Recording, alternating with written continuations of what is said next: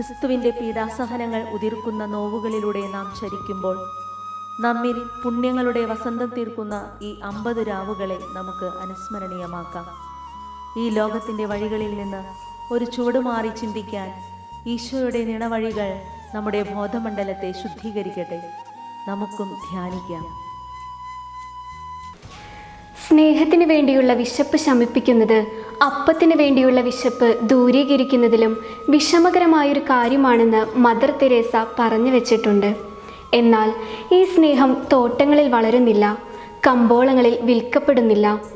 ആത്മസമർപ്പണം കൊണ്ട് മാത്രമേ അത് നേടാൻ കഴിയൂ.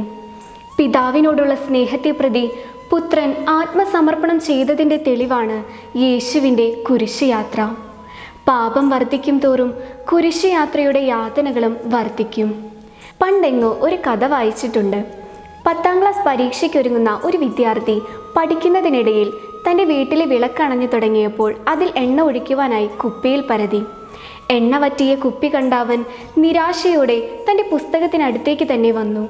ഇത് ശ്രദ്ധിച്ചുകൊണ്ടിരുന്ന തൻ്റെ രോഗിയായ അമ്മ അവനെ അടുത്തേക്ക് വിളിച്ച് ഒരു കുപ്പി എണ്ണ അവൻ്റെ കയ്യിൽ കൊടുത്തുകൊണ്ട് പറഞ്ഞു, "നീ ഈ എണ്ണ ആ വിളക്കിൽ ഒഴിക്കുക.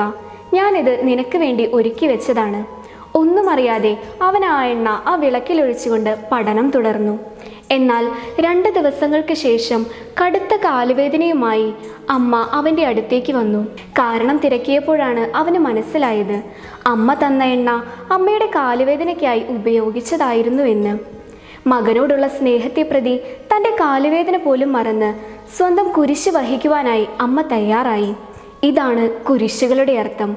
അന്യായമായി എൻ്റെ അധരങ്ങളിലെ വിധിവാചകങ്ങൾ അടുത്തുള്ളവൻ്റെ കുരിശുയാത്രയ്ക്ക് തുടക്കമാകല്ലേ എന്ന് നാം ആഗ്രഹിക്കണം. ദൈവത്തിൻ്റെ കണ്ണിൽ ശ്രേഷ്ഠമായ ഒന്നിനെ നമ്മുടെ കണ്ണിൽ മോശമായി കാണുന്നത് എന്തിന്? ദൈവത്തിൻ്റെ കണ്ണിൽ ശ്രേഷ്ഠമായ ഒന്ന് നമ്മുടെ കണ്ണിൽ മോശമാകുന്നെങ്കിൽ അതിന് പിന്നിലെ കാരണം നമ്മുടെ കണ്ണുകളിലെ ന്യൂനതകളാവില്ലേ? ഒരു കുറവുമില്ലാത്ത ക്രിസ്തുവിനെ പോലും കള്ളനെ പോലെ കുരിശിലേറ്റിയ ലോകമാണിത്. ക്രിസ്തുവിനെ പോലെ വിധിക്കൂട്ടിലാക്കപ്പെട്ട ഒരുപാട് പേരെ നാം മോചിക്കേണ്ടതില്ലേ?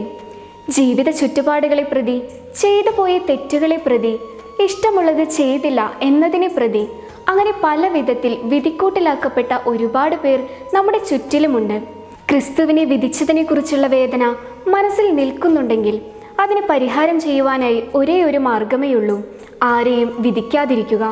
ഈ നോമ്പുകാലം അതിനുള്ളതാകട്ടെ.